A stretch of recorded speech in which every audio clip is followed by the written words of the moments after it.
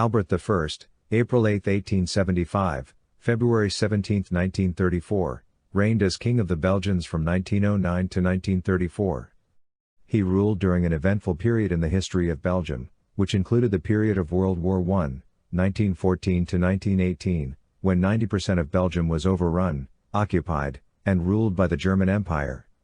Other crucial issues included the adoption of the Treaty of Versailles, the ruling of the Belgian Congo as an overseas possession of the Kingdom of Belgium along with the League of Nations mandate of Ruanda-Urundi, the reconstruction of Belgium following the war, and the first 5 years of the Great Depression, 1929 to 1934. King Albert died in a mountaineering accident in eastern Belgium in 1934, at the age of 58, and he was succeeded by his son Leopold III, or 1934 to 1951. He is popularly referred to as the Night King, roi-chevalier or koning-ridder, or soldier king, roi-soldat or koning-soldaat, in Belgium in reference to his role during World War I. Albert Leopold Clement Marie Meinrad was born in Brussels, the fifth child and second son of Prince Philippe, Count of Flanders, and his wife, Princess Marie of Hohenzollern-Sigmaringen. Prince Philippe was the third, second surviving, son of Leopold I, or 1831 to 1865, the first king of the Belgians, and his wife, Louise Marie of France, and the younger brother of King Leopold II of Belgium, or 1865 to 1909. Princess Marie was a relative of Kaiser Wilhelm II of Germany, or 1888 to 1918, and a member of the non-reigning, Catholic branch of the Hohenzollern family. Albert grew up in the palace of the Count of Flanders, initially as third in the line of succession to the Belgian throne as his reigning uncle Leopold II's son had already died.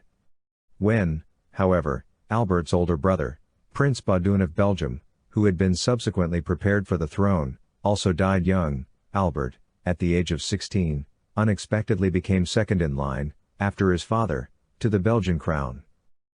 Retiring and studious, Albert prepared himself strenuously for the task of kingship.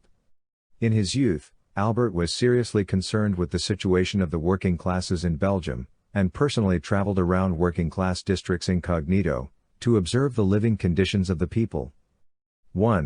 Shortly before his accession to the throne in 1909, Albert undertook an extensive tour of the Belgian Congo, which had been annexed by Belgium in 1908, after having been previously owned by King Leopold II of Belgium and as his personal property, finding the country in poor condition.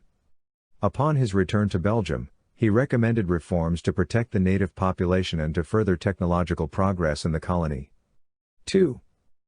Albert was married in Munich on October 2, 1900 to Bavarian Duchess Elisabeth Gabrielle Valerie Marie, a Wittelsbach princess whom he had met at a family funeral. A daughter of Bavarian Duke Karl Theodor, and his second wife, the Infanta Maria Josepha of Portugal, she was born at Pizenhofen Castle, Bavaria, Germany, on July 25, 1876, and died on November 23, 1965. The civil wedding was conducted by Friedrich Croft Graf von Crailsheim in the Throne Hall, 3, and the religious wedding was conducted by Cardinal von Stein, assisted by Jacob von Turk, confessionaire of the King of Bavaria. 3. Based on the letters written during their engagement and marriage, cited extensively in the memoirs of their daughter, Marie José, the young couple appear to have been deeply in love. The letters express a deep mutual affection based on a rare affinity of spirit. 4. They also make clear that Albert and Elizabeth continually supported and encouraged each other in their challenging roles as king and queen. The spouses shared an intense commitment to their country and family and a keen interest in human progress of all kinds. Together, they cultivated the friendship of prominent scientists, artists, mathematicians, musicians, and philosophers, turning their court at Laeken into a kind of cultural salon. 4-5. Albert and Elizabeth had 3 children.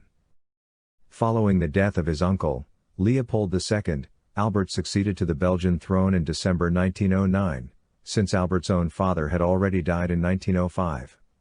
Previous Belgian kings had taken the royal accession oath only in French. Albert innovated by taking it in Dutch as well. 1.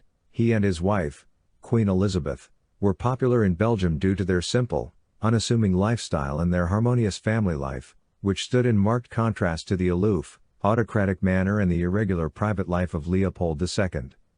An important aspect of the early years of Albert's reign was his institution of many reforms in the administration of the Belgian Congo, Belgium's only colonial possession. 6. King Albert was a devout Catholic. 478. Many stories illustrate his deep and tender piety. For instance, when his former tutor General de Grun, in his old age, entered the Benedictine monastery of Maritzis in Belgium, King Albert wrote a letter to him in which he spoke of the joy of giving oneself to God. 7. He said, "May you spend many years at Maritzis in the supreme comfort of soul that is given to natures touched by grace, by faith in God's infinite power and confidence in His goodness." 8. To another friend, a Chinese diplomat who became a Catholic monk, Albert wrote, "Consecrating oneself wholly to the service of our Lord gives, to those touched by grace, the peace of soul which is the supreme happiness here below." 8. Albert used to tell his children, "As you nourish your body, so you should nourish your soul." 4. In an interesting meditation on what he viewed as the harm that would result if Christian ideals were abandoned in Belgium, he said, "Every time society has distanced itself from the gospel, which preached humility, fraternity, and peace, the people have been unhappy, because the pagan civilization of ancient Rome, which they wanted to replace it with, is based only on pride and the abuse of force." Commemorative speech for the war dead of the Battle of the Yser, given by Dom Marie Albert, Abbot of Orville Abbey, Belgium, in 1936. At the start of World War I, Albert refused to comply with Germany's request for safe passage for its troops through Belgium in order to attack France, which the Germans alleged was about to advance into Belgium en route to attacking Germany in support of Russia. In fact, the French government had told its army commander not to go into Belgium before a German invasion. 9. The German invasion brought Britain into the war as one of the guarantors of Belgian neutrality under the Treaty of 1839.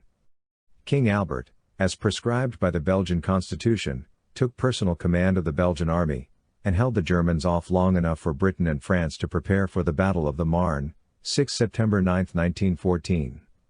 He led his army through the Siege of Antwerp, 28 September, October 10, 1914, and the Battle of the Yser, 16 October 31, 1914, when the Belgian army was driven back to a last, tiny strip of Belgian territory near the North Sea. Here the Belgians, in collaboration with the armies of the Triple Entente, took up a war of position, in the trenches behind the River Yser, remaining there for the next 4 years.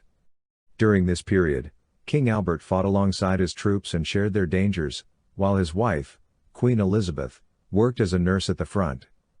During his time on the front, rumors spread on both sides of the lines that the German soldiers never fired upon him out of respect for him being the highest-ranked commander in harm's way, while others feared risking punishment by the Kaiser himself, who was his cousin.